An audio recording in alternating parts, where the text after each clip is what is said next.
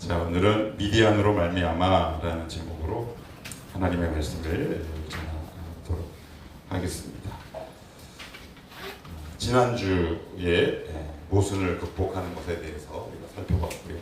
그 전주에는 우리 사사기를 통해 왼손잡이 예후세에 관해서 살펴봤습니다. 오늘 다시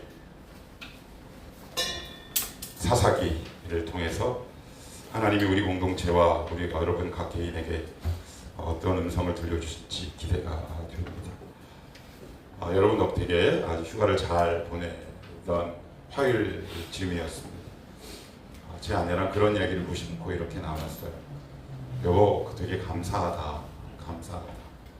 그래서 저도 모르게 이런 이야기가 제 입 밖으로 툭 튀어나오고 제가 기도를 많이 하나? 왜 이렇게 평안하지? 우리 유정숙 집사님이 한 4시간씩 하시나 보다. 그리고 신 집사님이 1시간씩은 하시나 보다. 우리 주애가 예배당에 떠나가도록 기도하나? 이렇게 생각이 들었는데 제가 거기서 참 중요한 걸 한 가지 알게 됐어요. 너무 부끄러운 이야기인데 사실 저는 휴가를 놓고 기도한 적은 한 번도 없었던 것 같아요. 근데 이번에 제가 뭘 느꼈냐면 우리가 여행을 가거나 휴가를 가는 가운데 평안함과 모든 일정, 이 모든 것들도 하나님의 주권과 은혜가 아니면 우리가 휴가를 휴가답게 보내지 못할 수도 있겠구나 라는 생각이 들어서 되게 부끄러웠던 시간이었어요. 한편으로는 우리 성도들은 기도하고 목사는 놀러나 다니고 참 그래도 이왕 휴가니까 더 열심히 놀아야지 이런 생각을 했습니다. 그래서 여러분들 기도 덕택, 우리가 보통 이런 얘기 하잖아요. 기도 덕분에 잘 다녀왔어요. 그런데 그것이 결코 립 서비스가 아니구나 라는 걸 제가 현장에서 휴가 기간 내내 경험할 수 있었다. 그래서 이 자리를 통해서 여러분들에게 참 감사해. 이런 이야기를 했더니 누가 이런 이야기를 하더라고요. 그게 느껴져요? 예, 느껴집니다. 느껴져요. 여러분들도 아마 느끼실걸요? 뭘 느끼냐면 우리가 신앙생활을 하다가 고저가 있어요. 업 앤 다운이 있지요. 신앙적으로 다운될 때도 있고 충만할 때도 있고 아니면 그냥 평균 이렇게 유지할 때도 있습니다. 그런데 참 묘한 게 내가 내 신앙의 길을 이렇게 두벅두벅 걸어가다가 뭔가 아랫길로 이렇게 다운될 때 즈음이면 각 사람마다 나타나는 믿음의 병리 현상들이 제각각 있어요. 예를 들어보면 저는 냉정해집니다. 그리고 말이 약간 거칠어져요. 이 두 가지가 극단적으로 나타납니다. 그래서 어떤 사물과 사건과 그리고 환경을 접근하는 접근 방법과 해결 방법이 냉철하다 못해 냉정해요. 그러니까 결국 문제의 핵심은 사람과 연결되는 건데 저는 그 문제만을 이렇게 딱 봅니다. 그래서 사람은 열애시켜요. 그러니 말이 거칠어요. 그런 저를 보고 또 이렇게 얘기하는 사람도 있어요. 사람이 어떻게 그래? 여러분 오해하시면 안 돼요. 정반대의 사람이 있어요. 어떤 사람이냐면 영적으로 다운될 때 말을 안 하는 사람이 있어요. 입을 꾹 닫습니다. 그리고 자기만의 깊은 동굴로 빠져들어가 보시죠. 그리고 자기 생각의 늪에 빠져버려요. 근데 그건 남들에게 피해는 안 줘요. 그런데 그 사람은 그게 지금 영적으로 다운됐다는 얘기예요. 또 어떤 사람은 또 이런 사람들이 있어요. 쇼핑을 막 절제 없이 해요. 내가 이래도 되나? 그러니까 사람마다 신앙, 우리가 흔히 소위 말하는 은혜가 떨어질 때 각각 영혼에게 나타나는 독특한 색깔이 있다는 사실이에요. 여러분 혹시 최근에 그거 느끼셨어요? 그걸 만약에 최근에 느끼셨다면 빨리 무릎 꿇으셔야 돼요. 안 그러면 그것이 열매 맺습니다. 열매 맺어요.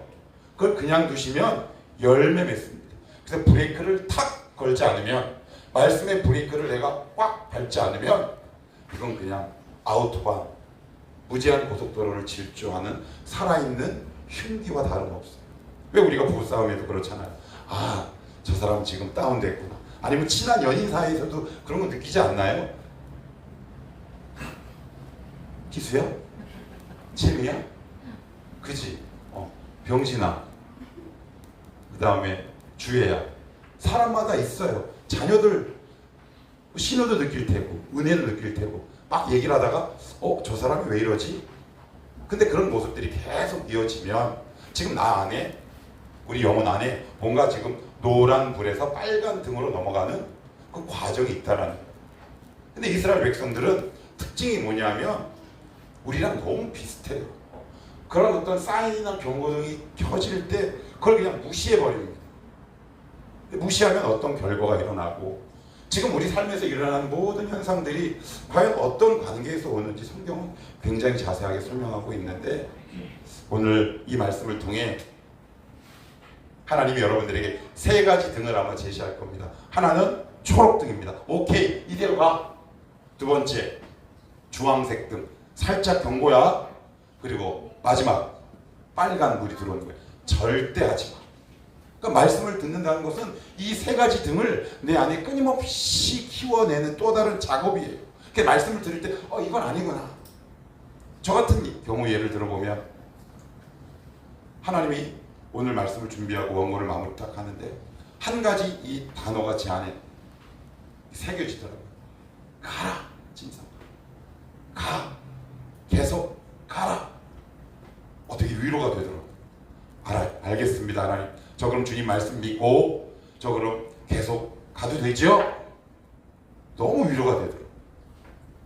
여러분에게도 이런 위로와 하나님의 말씀의 은혜가 있기를 소원합니다. 그럴 때 힘을 낼 수 있도록. 자, 우리 1절 한번 읽어볼까요?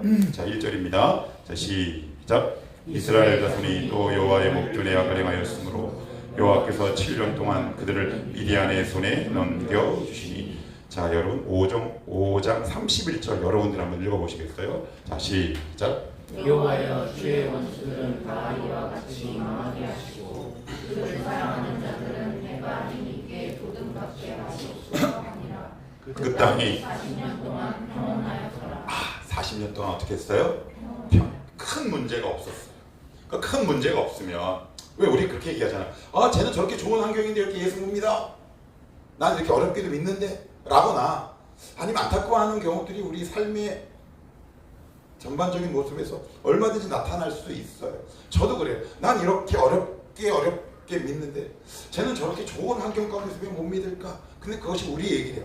40년 동안 평온했대요. 외적의 침략도 없고요. 특별히 경제적인 문제도 없어요. 그러는 사이 이스라엘 공동체는 점점 하나님 향한 부흥의 불길을 잃어가기 시작해요. 이게 되게 무섭죠. 한꺼번에 확 꺼지지 않고요. 40년 동안에 점점 내려오다가 결국 어디까지 가느냐? 미디안의 손에 압제당하는 그 지경까지 이르게 돼요. 이스라엘 백성들은 얼마나 잘 믿고 싶은 마음이 왜 없겠습니까? 그런데 여러분 세상 바깥으로 나가보시면 우리 눈에 보이는 것들이 그렇게 만만하거나 호락호락하지 않아요. 우리보다 훨씬 뛰어난 스펙, 물질, 환경, 배경, 그 모습들을 보면 내가 얼마나 마음이 금방 혹해지거나 미혹당하는 경우가 얼마나 많이 있습니까? 저도 여기서 아침마다 기도하지만 뭐 그 열매를 맺진 않아요. 그렇지만 그때마다 제 안을 이렇게 쑥쑥 치고 가는 그런 유혹의 손길들이 왜 제 안에는 없겠냐. 그러니까 이스라엘 백성들이 이제 그 지경까지 가게 돼요. 그러니까 하나님이 또 그들을 불러 세우시는 거죠. 우리 2주 전 기억나세요? 설교 제목이 뭐였다고요? 그러니까 또 죄를 졌는데 하나님이 또 방법을 찾으시는 거예요. 우리 인생은 어떻게 보면 이거의 반복일지 몰라요. 또 반복해서 다시. 그랬더니 2절 말씀이 참 너무 아파요. 같이 읽어볼게요. 시작. 미디안의 손이 이스라엘을 이긴지라. 이스라엘의 자손이 미디안으로 말미암아 산에서 웅덩이와 굴과 삼성을 자기들을 위하여 만들었으며. 그래요. 미디안의 손이 이스라엘을 어떻게 해요? 이겼대요. 그러니까 이제 쫓기는 신세가 됐어요. 그랬더니 이스라엘이 처음 취한 방법이 뭐래요? 여기 보시면 웅덩이, 굴, 그 다음 무슨 단어가 나와요? 산성. 산성이 뭘까요? 한 영어 성경에 이렇게 번역했어요. 캐슬. 캐슬이 뭐예요? 롯데 캐슬 말고요. 성벽을 찾았대요. 여러분 평지에 살 수 없으니까 산으로 도피한 거예요. 소래산, 성주산으로. 근데 거기서 어떻게 했냐면 산성을 졌다는 것, 성벽을 세웠다는 것은 무슨 이야기일까요? 거기서 살겠다는 의미일까요? 아니면 다시 돌아온다는 의미일까요? 살겠다는 얘기예요. 잠시 머물겠다라는 의미로는 산성을 세우진 않습니다. 군 팔 수는 있죠. 그죠? 그런데 건축물을 세운다는 것은 거기에 마음을 두고 거기에서 살겠다라는 의미예요. 그러니까 이스라엘 백성이 하나님이 사인으로 우리를 이렇게 탁 때리신다는 말이에요. 돌아와! 라고 사인. 근데 이스라엘 백성은 어떻게 했냐면 첫 번째 자신들의 방법을 찾아가기 시작한 거예요. 현실적인 방법을 택한 거예요. 차선책을 택하기 시작해요. 거기다가 산성을 줘요. 근데 되게 놀라운 게 뭐가 있는 줄 아세요? 제가 얼마 전에 제가 설교 시간에도 말씀드렸듯이 저장강박증 제가 말씀드렸어요. 제가 그 설교 준비를 하면서 그 동영상을 보고 제 입에서 가장 먼저 나온 문장이 뭐였냐면 어떻게 저러고 살지? 근데 그 사람은 살아요 못 살아요? 살아요. 이스라엘 백성 살아요 못 살아요? 살죠. 인간은요 굉장히 적응력이 놀라워요. 하나님을 떠나 있으면서 하나님 딱 쳤는데 내가 취한 방법을 갖고 어떤 한 방법을 딱 마련했어. 그런데 나름대로 살만해요. 하나님을 떠나 있는데도 나름대로 살만하거든. 왜? 거기에 적응하는 거예요. 무엇을 짓고? 산성을 짓는 거예요. 좀 불편하지만 그래도 이게 되게 위험해요. 그러니까 하나님과 대면하고 별로 친하지도 않고 그렇다고 나에게 큰 또 다른 신상의 문제는 없고 그리고 내 나름대로 취한 현실적인 방법대로 살아가는데 적응할 만하거든요. 살아갈 만해요. 이거 별거 아닌데? 라고 하는 순간 하나님이 두 번째 스텝, 그 다음 단계를 준비하세요. 자, 여기 한번 보세요. 자, 3절 한번 보십시오. 3절 시작. 이스라엘이 파종한 때면 미디안과 아말렉과 동방 사람들이 치러 올라와서 뭐 할 때면? 근데 좀 이상하지 않으세요? 보통은 우리가 상식적으로 생각하면 우리가 어떤 나라를 침입할 때는 경제적 이득을 일단 우선으로 하잖아요. 파종할 때는 곡식이 있나요? 없나요? 없어요. 그러면 언제 쳐들어가야 돼요? 추수 때. 근데 왜 파종할 때 왜 쳐들어갈까요? 그들의 목적은 이스라엘을 죽이는 데 있어요. 사단의 목적은 여러분들을 죽이는 데 있어요. 사단은 오늘도 여러분들을 죽이는 데 목적이 있어요. 오늘 설교 제목이 뭔가요? 미디안으로 말미암아.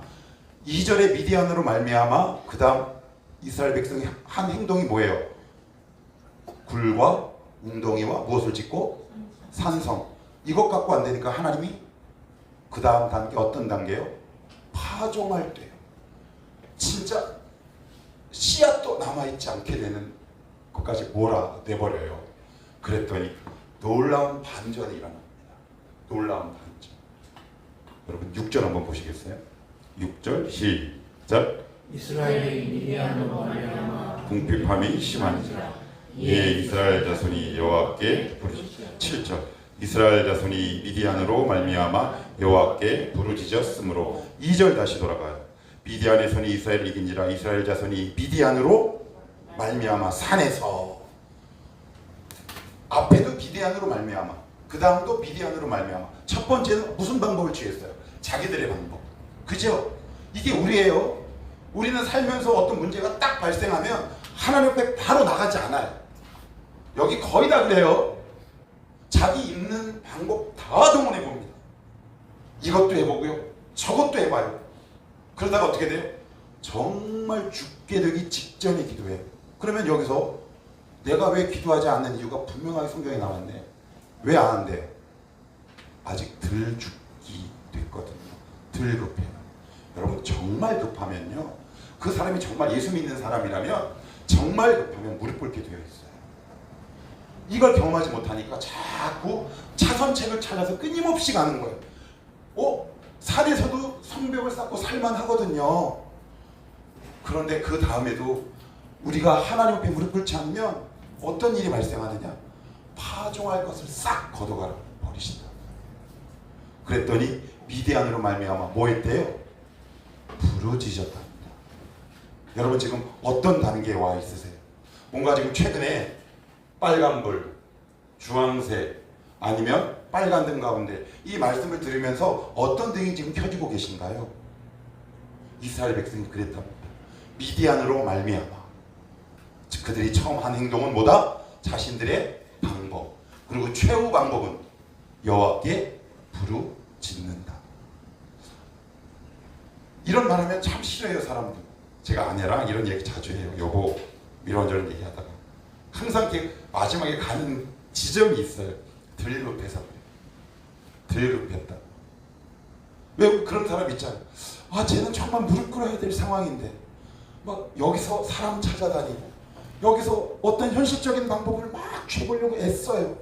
그런데 그때 그 사람이 해야 될 가장 먼저 해야 될 방법은 하나님께 무릎을 딱 꿇는 거거든요. 그런데 처음에 잘 그게 깨달아져요? 안 깨달아져요. 우리 인간은 이렇게 못됐어요. 잘 안 깨달아집니다. 우리가 취하는 방법은 맨 마지막에 하나님이에요. 하나님은 우리가 가장 먼저인데 우리는 하나님이 가장 늦은 순위에 있어요. 이걸 바로 은혜라고 하는 거죠. 그래서 저와 여러분이 오늘도 은혜 받으면서 살아가는 거예요. 여러분 지금 혹시 산성을 짓고 있습니까? 하나님은 분명히 그들과 싸우라고 말씀하셨고 그들을 다스리고 정복하라고 말씀하셨는데 내가 맞서 싸워야 할 사람, 내가 사람으로 섬겨야 할 대상을 피해서 나만의 산성을 딱 짓고 살아가는 현실 가운데 나름 살만하네? 혹시 이러고 있지 않습니까? 그러면 기대하셔도 좋습니다. 하나님이 그 다음 스텝을 준비하고 계십니다. 옐로우, 주황색 불이 들어오셨을 때 하나님 앞에 무릎으로 나가십시오. 그것이 지혜로운 삶이에요. 미디안으로 말미암아 첫 번째는 뭐요? 웅덩이와 굴과 산성을 쌓고 두 번째 미디안으로 말미암아 어떻게 해요? 여호와께 부르짖었다. 왜요? 3절 다시 봐요. 3절 시작. 이스라엘이 파종할 때면 뭐 할 때면? 파종할 때면. 그래요. 상황을 악화시키지 마십시오. 하나님께서 여러분들에게 어느 정도 경고등이 다 울릴 때 하나님 말씀 앞에 고집 부리지 마시고 겸손히 무릎 꿇어내십시오. 그러면 하나님이 그 문제를 하나하나 해결해요. 그러면 여기서 고민이 있어요. 고민. 무슨 고민? 이스라엘은 왜 부르짖어요? 미디안으로부터 우리를 구원해 주십시오. 그러면 지금 이스라엘 백성에게 가장 필요한 건 뭐예요? 힘이죠. 힘. 그래서 우리랑 하나님과 사인이 안 맞아요. 이스라엘에게 지금 필요한 건 뭐다? 스피드, 군대, 힘, 돈, 재물, 명예 뭐 이런 것들이에요. 자 그럼 그 다음 구절 한번 따라가 봅시다. 자 7절 다시 봐요. 7절 시작. 이스라엘 자손이 미디안으로 말미암아 여호와께 부르짖었으므로 제가 그 다음부터 내가 읽어볼게요. 여호와께서 응답하시고 그리고 용사를 보내셨더라. 이래야지 맞죠? 그죠? 그런데 어떤 말씀이 이어져요? 한 선지자를 보내시니 그가 그들에게 이르되 여호와께서 이같이 어떻게 해요? 말씀하시길. 우리가 여기서 실망해요. 여러분 거의 대부분 신앙이 이렇게 자라가다가 확 꺾일 때 뭐냐면 나는 어떤 문제를 갖고 하나님 앞에 나가요. 하나님 힘들어요 도와주시옵소서라고 얘기하는데 하나님은 너무 생뚱맞게 이 문제를 해결하기 이전에 말씀을 탁 줘요. 그런데 내가 바라는 것과 하나님이 바라는 것과 차이가 있지요. 그러니 하나님과 시선이 안 맞아요. 그러니까 등을 돌려버립니다. 다시요. 내가 바라는 것과 하나님이 나에게 원하시는 것과 차이가 있어요. 그러니 에이 기도 응답 안 해주시는 분인데 그래서 기도를 끊거나 하나님을 떠나는데 아예 못 떠나요. 또 받은 은혜는 이만큼 있어서 그래서 주변에서 어슬렁거리죠. 대다수가 그래요. 그래서 떠날 수도 없고 그래서 하나님과 회색지대 회색 관계에 늘 있어요. 확신도 없고 기쁨도 없지만 그렇다고 세상으로 확 나가지도 않아요. 왜 나는 왜 기도 응답 안 해주시지? 자 예를 한번 들어봅시다. OECD 나라 가운데 한 나라를 소개해 드릴게요. 이 나라는 어떤 나라냐면 병원 유목민이라는 별명을 갖고 있는 나라예요. 어딘지 아시겠어요? 대한민국이에요. OECD 나라 가운데 의사를 가장 신뢰하지 않는 나라. 그래서 한 증상을 두고 대한민국은 평균 4.5개의 병원을 옮겨다니다. 그런데 선진국은 2개에서 1.5개 정도밖에 되죠. 그럼 왜 옮겨 다닐까요? 의사를 내가 믿지 못하는 거예요. 제가 예전에 TV를 봤는데 한 명의가 나와서 이런 얘기를 해요. 대한민국 사람들이 오해하고 있는 게 한 가지 있대요. 명의를 찾지 말고 명환자가 되래요. 명환자가 빨리 낫는데요. 그래서 우리가 이제 병원에 갔어요. 의사를 합니다. 저 여기 아파서 왔어요 라고 하면 약을 바로 주나요? 뭐 합니까? 진단을 합니다. 청진, 촉진, 문진 하죠. 처방이 먼저예요? 진단이 먼저예요? 진단이에요. 말씀으로 진단한다. 근데 우리는 그걸 안 들어. 그래서 내가 더 잘 알아. 아유, 제가 알아봐서 아는데요, 아파봐서 아는데 이 약 주시면 저 다 나요. 말 안 듣죠. 우리 똑같아요. 하나님, 저 여기 아파서 왔어요. 저 그러니 이거 고쳐주세요. 당장. 그런데 하나님은 문제를 고치시고 해결하기 전에 진단을 하세요. 너 말씀만 들어봐. 근데 우리는 그 말씀이 딱 들리는 순간 귀를 딱 닫고 돌아서 버립니다. 에이, 기도 응답 안 해주시네. 우리 그런 경험이 한두 번인가요? 얼마나 많아요. 그래서 우리 안에는 하나님에 대한 의심과 불신앙이 계속 쌓여 있어요. 하나님의 말씀만 하시려고 그러면 귀를 닫아요. 에이, 근데 예전에 경험했는데 얼마나 들어보셨나요? 하나님의 말씀을 정말 귀 기울여 들어보신 적 있으십니까? 그래서 오늘 8절부터 10절까지 이스라엘을 진단합니다. 청진기를 이렇게 대시는 거예요. 그 청진기의 내용이, 진단 내용이 뭔지 한번 살펴봅시다. 무엇을 진단하고 계시는지. 자, 8절 저 중반부터 읽을게요. 이스라엘의 하나님, 내가 너희를 애굽에서 인도하여 내며 너희를 그종 되었던 집에서 어떻게 해요? 나오게 하고 애굽 사람의 손과 너희를 학대하는 모든 자의 손에서 너희를 어떻게 해요? 건져내고 그들을 너희 앞에서 어떻게 해요? 쫓아내고. 동사예요? 아니면 명사예요? 동사. 우리 하나님은 동사의 하나님이에요. 지금도 역사하시는 하나님이라고요. 살아계시는 하나님이에요.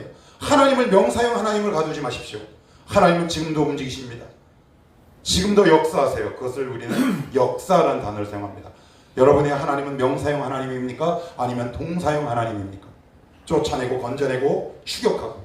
계속 봅시다. 내가 또 너희에게 이르기를 나는 너희의 하나님 여호와이니 너희가 거주하는 아모리 사람의 땅의 신들을 어떻게 해요? 두려워하지 말라. 무슨 얘기예요? 첫 번째 진단. 그들이 실패한 첫 번째 뭐래요? 두려워했대요. 그들이 너무 무서웠대요. 왜 무서울까요? 왜 무서울까요? 여러분 세상 나가면서 만만치 않잖아요. 무섭지요? 만만하지 않아요. 내가 걔들과 겨뤄서 이길 수 있을까? 그런데 표면적인 이유는 굉장히 그럴듯하고 합리적이에요. 그런데 하나님은 최종적으로 이런 진단을 딱 내리시는 겁니다. 10절 맨 끝에 한번 여러분 같이 읽어봅시다. 너희가 시작. 너희가 내 목소리를 듣지 아니하였니라 하셨다. 아니라 무엇을 듣지 않은 거예요? 말씀을. 믿음이 없습니다. 믿음 없는 것이 두려움의 출발이다. 그래서 너희가 망했다 라고 오늘 우리를 진단하고 계십니다. 그렇다면 이스라엘 백성에게 가장 필요한 약은 무슨 약이에요? 말씀의 약이죠. 이걸 만약에 듣지 않고 여러분들이 기도 딱 했는데 문제가 딱 해결되면 하나님은 우상, 이상도 이하도 되지 않아요. 그래서 여러분들 어떤 문제를 들고 하나님 앞에 기도하실 때 먼저 이렇게 기도하셔야 돼요. 하나님, 제가 어디서부터 시작하면 좋겠습니까? 저에게 들려주십시오. 제 문제는 이건데 저는 그냥 이 문제 해결해달라고 막 기도했는데 응답이 절대 되지 않아요. 왜 이렇게 하나님은 명사형 하나님으로 저에게 다가옵니까? 동사형 하나님이라고 설교에서 들었는데 하나님, 제가 들어야 될 말씀이 있나요? 라고 기도해 보신 적이 있는 사람. 우리는 이것만 기도해요. 하나님, 문제 해결해 주시옵소서. 문제 해결해 주시옵소서. 그런데 하나님은 어떻게 해요? 처방을 하기 전에 뭐 하신다? 진단을 하신다. 무엇으로? 말씀으로. 그래서 말씀이 우리를 머리부터 발끝까지 쭉 엑스레이를 찍거나 MRI 촬영을 하는 겁니다. 아, 너 여기 이것 때문에 잘못된 거야. 너 인간관계에 매였어. 네 아직도 너 마음에 원망의 씨앗이 있네. 너 아직도 누군가를 끊임없이 미워하네. 그 말씀이 덜컥하고 찔림이 있는 거죠. 그 찔림이 있는 말씀들을 하나둘 회개하고 회복하는 과정 속에 있다면 그 문제는 자연스럽게 해결돼요. 여러분, 문제가 문제가 아니라 주님과의 관계가 문제예요. 이것이 먼저라는 사실을 오늘 성경은 말씀을 통해 우리에게 알려주고 있는 겁니다. 최근에 여러분 어떤 문제를 갖고 기도하셨어요? 근데 기도 응답이 잘 안 되세요? 오늘 성경은 뭐라고 얘기한 줄 아세요? 나는 너희를 진단하기를 원한다. 그래서 무엇에 귀를 기울이시라? 말씀이 여러분들의 영혼과 삶을 진단하기를 하나님 앞에 기도하십시오. 그런 기도는 굉장히 강력하고 빠르게 응답됩니다. 그리고 나서 누구를 보내느냐? 이어서 하나님의 해결 방법이 나옵니다. 자, 11절. 자, 여호와의 사자가 아비에세 사람 요아스에게 속한 오브라에 이르러 상수리 나무 아래에 앉으니라. 마침 요아스의 아들 기드온이 미디안 사람에게 알리지 아니하려 하여 밀을 포도주 틀에서 타작하더니. 이게 무슨 얘기하냐면 밀은 넓은 곳에서 타작을 해야 돼요. 근데 포도주는 큰 웅덩이나 큰 그릇에서 하거든요. 이게 무슨 얘기냐면 밀은 이렇게 타작을 하게 되면 이렇게 껍데기가 상하고 막 튄단 말이에요. 그러니까 눈에 띄기가 좋아. 그래서 땅에 웅덩이를 파고 거기다가 밀을 타작해요. 이 소리가 바깥으로 새어나가면 누가? 미디안이 쫓아와서 다 뺏어가니까. 그러니까 이게 실질적으로 무슨 얘기냐면 밀을 하나하나 손으로 깠단 얘기예요. 여러분 밀 몇 알 가면 한 끼 식사 나올까요? 그 짓을 누가? 기드온이 하고 있었어요. 얼마나 비참하겠습니까? 내 인생 이렇게 비참한가? 내가 이거 하려고 태어났나? 내가 믿는 하나님 과연 어디 있지? 이런 회의와 질문, 반문이 왜 없겠습니까? 우리 삶 속에. 그런데 하나님이 그런 기드온에게 뭐라고 말씀하시냐면 큰 용사라는 말씀입니다. 큰 용사입니까? 아니면 비겁자입니까? 큰 용사입니까? 아니면 겁쟁입니까? 겁쟁이죠. 근데 하나님은 저와 여러분을 큰 용사요라고 부르고 계십니다. 그래서 뭐라고 말씀하시는지 아냐면 이렇게 시간이 많이 가서 여기만 한번 읽어볼게요. 자, 13절입니다. 같이 여러분들이 한번 읽어봅시다. 시작. 기드온이 그에게 대답하되 오 나의 주여 여호와께서 우리와 함께 계시면 어찌하여 이 모든 일이 우리에게 일어났나이까? 그러니까 책임을 누구에게 돌리는 거예요? 하나님이 계시다면 저가 이렇게 살 수 있나요? 우리의 얘기 아니에요? 하나님이 계시는데 우리 집안 엄마 아빠는 왜 이 모양이에요? 여러분들 한 얘기 아니에요? 우리 집 왜 그래요?